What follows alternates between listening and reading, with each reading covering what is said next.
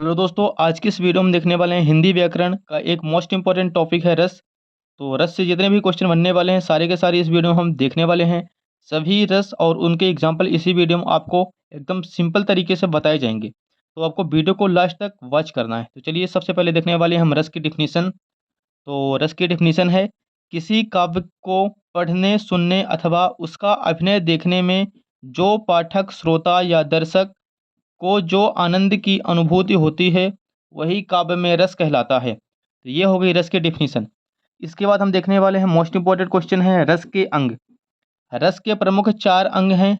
Number एक है स्थायी भाव, नंबर दो है विभाव, नंबर तीन है अनुभव और नंबर चार है संचारी भाव। इसके बाद नेक्स्ट टॉपिक है अपना रस के भेद।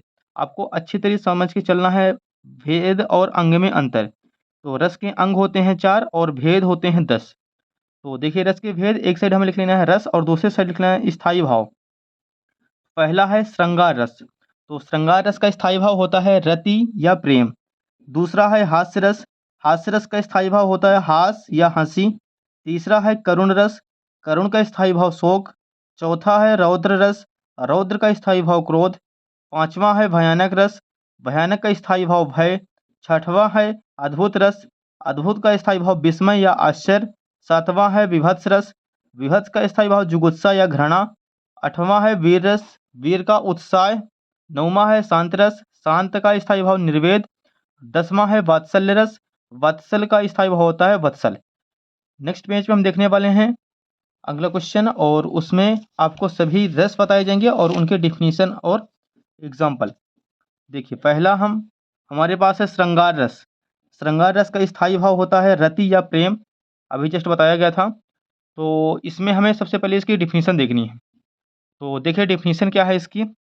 जिस रस में नायक और नायिका के मिलने और बिछड़ने का वर्णन होता है श्रृंगार रस कहलाता है।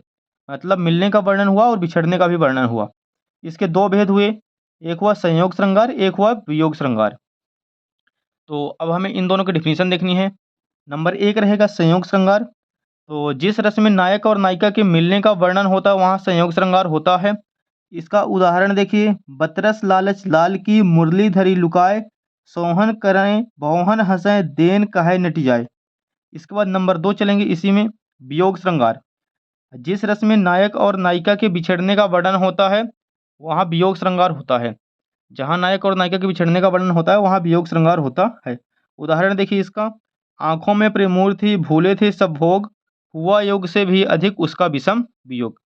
तो पहला रस अपना कंप्लीट हो चुका है। इसके बाद हम नेक्स्ट रस देखने वाले हैं नेक्स्ट पेज पे।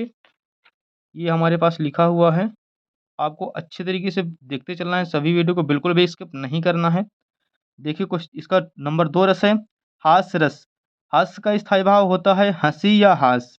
इसकी डिफिनीशन देखिए, जहाँ हास नामक स्थायी भाव का विभाव अनुभव तथा संचारी भाव से संयोग होता है वहाँ हास्य रस होता है।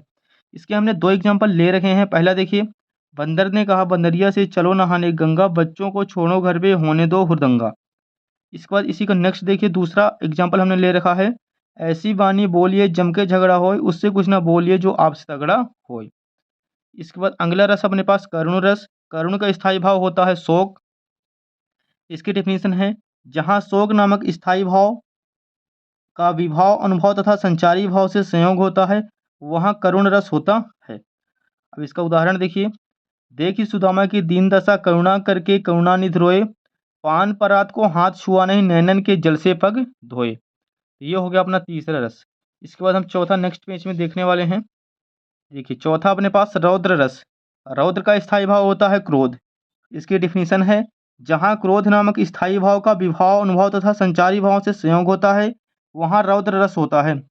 उदाहरण देखिए इसका, श्री कृष्ण के सुन वचन अर्जुन क्रोध से जलने लगे, सब शोक अपना भूल कर करतल युगल मनने लगे। इसको